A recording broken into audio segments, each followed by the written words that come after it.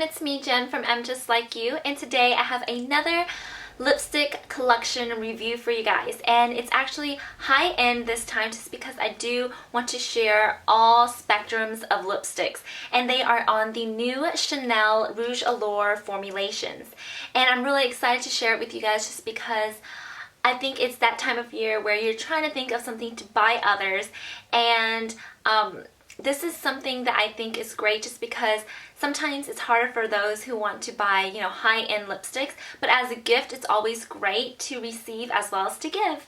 So I wanted to share basically my opinion on the formulation as well as to show you all the lipstick swatches on my lips just so that you can get an idea of how they are. Maybe it's just hard for you to get out there and swatch them all, so hopefully this review will be helpful.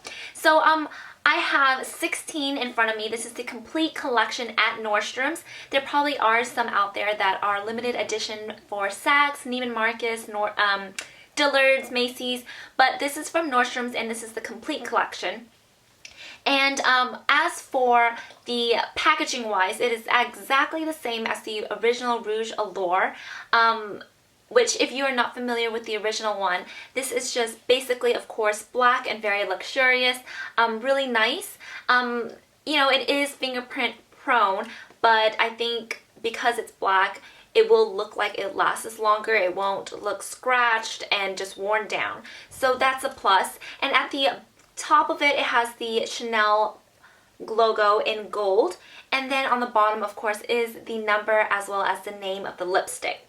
So, how do you open this? You actually press the top in and a spring will help it bounce out like that, and then that's how you're going to grab the lipstick. So it's really gadgety and really fun, but the best part about this bounce in, bounce out mechanism is actually having it childproof and easy so that you can make sure that your lipstick stay in the tube and not outside of the tube, especially if you're just going to throw it in your purse. So I do love the packaging, and for this formulation what makes it different is that the fact that it's much more hydrating and much more opaque and much more comfortable to wear, and compared to the Rouge Coco Shine, which is a hydrating kind of like a cross between a tinted lipstick, tinted moisturizer cross with a lipstick, and the hydrating Rouge Coco is the fact that this one is much more pigmented and much more of a color base. So if you are a lipstick person, this collection is for you. So based on the formulation, I do find that it's very comfortable to wear, and I don't wear lipsticks very much. I am more of a gloss or a tinted moisturizer type of person, but when I wear this I don't have to feel like I have something on my lips and that I have to kind of talk differently. Well, it's very light even though it's pigmented, so that's great. And what I do love about it is that because it's so pigmented, it's really important that the lipstick stay within your lips without a lip liner. And I have tested it throughout the day, and you know, when you talk and you're moving, and I do have those crevices, I did notice that they didn't bleed. The lipstick didn't bleed out of my lip line or accentuate my crevices. So with this hydrating and moisturizing type of formulation, I do find that at the end of the day my lips still feel the same and it doesn't accentuate the wrinkliness or the crevices, so that's a plus. The price is a lot higher than some other lipsticks. It's around $32 to $35 comparing from wherever that you're buying it from. But do I think that it's worth this much? I would have to say probably not, just because you're not getting that much product. But if you are just looking for a lipstick that is a statement piece, or you just want one from the collection, of course, yes, it's great to splurge just because the quality is high. But a little bit more, you could just splurge on a Tom Ford lipstick, which I think is just the #1 lipstick out there. But the color range here is much more wider, so it's great for you to find the perfect one for you. But as you will see in this collection, there are a lot of reds, and Chanel is the master of reds. So if you are in the search for a color for this holiday coming up, then definitely you would want to look for this collection because there's such a wide range of reds, and I know you'll find your perfect one in this collection. Alright, so as for longevity, I do find that at the end of the day that my lips still have color even though I eat, but because this lipstick doesn't promise, you know, long wear, it's not supposed to just not transfer, but it does hold on pretty well. And it doesn't stain your lips, and I think that's really, really awesome. The only thing that I do have a complaint on this collection is the fact that the formulation isn't consistent throughout all of the colors. And of course, it's hard to make a formula that's going to be uniform with every color just because each pigment is going to be different. And but I do find that some are more opaque than others, as well as some are moisturizing than others. So basically that is my opinion on these lipstick overall as a collection. But on individual colors, let's start. Alright, so I'm going to start from the smallest number to the largest number. I'm going to start with number 89, and 89 is a really beautiful pale beige type of color, and this pale beige has pink in it obviously, but it can look a little chalky, so it's a little bit harder and takes a little bit more time for you to apply it. But I do think it's a gorgeous nude just because it does have enough color that it doesn't give you a pale and pasty or coarse-like look. Be careful when applying it just because it can look a little streaky due to the fact that it has a lot more white base underneath. Alright, and so the next color is 90, and this is a light coral.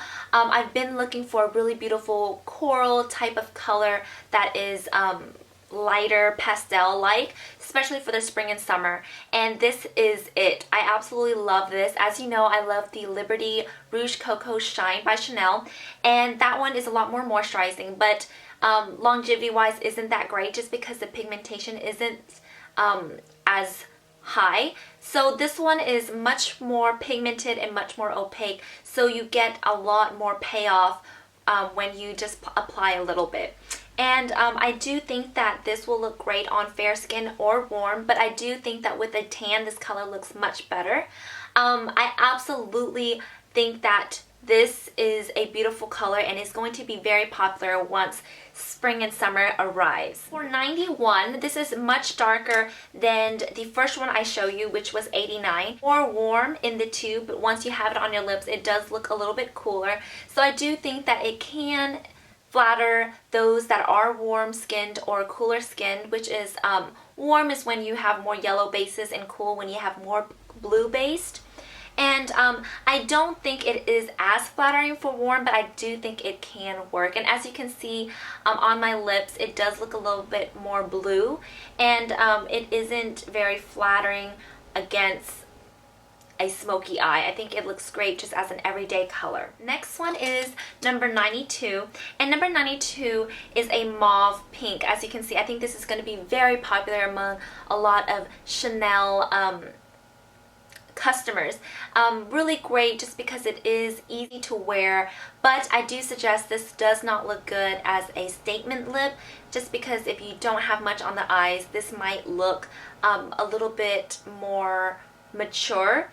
And what I also noticed about this color is that I tried it as a blush, and this is great. So if you're looking for a color there that you can use on the go as lipstick and blush, this is definitely the color. Number 93, and this is actually one of my favorite colors. This is a very raspberry pink, pretty bright and very statement worthy. I think if you are looking for a statement lip, this is a beautiful color.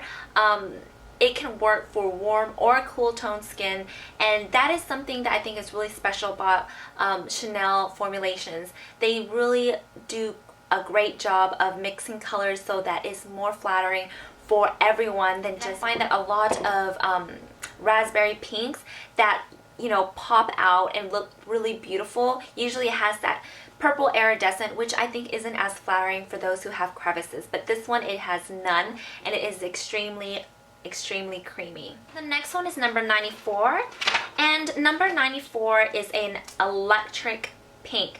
And when I saw this, I immediately looked at it and thought, this is very Barbie-esque, just because it does have that iridescent purple sheen to it.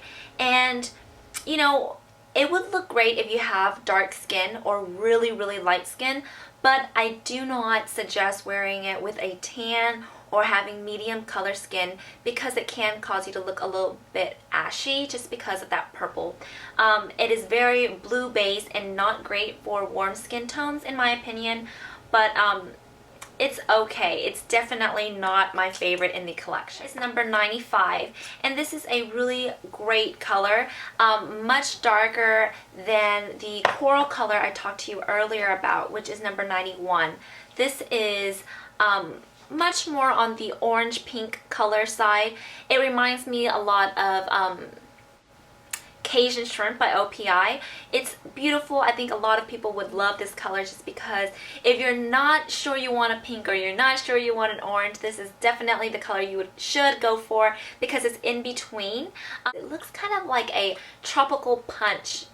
96, and this is out of the range the most orange color, and this one I think is very hard to wear because it's so yellow based orange that it isn't as flattering definitely for cooler skin tones, but it can work if you have a very golden tan.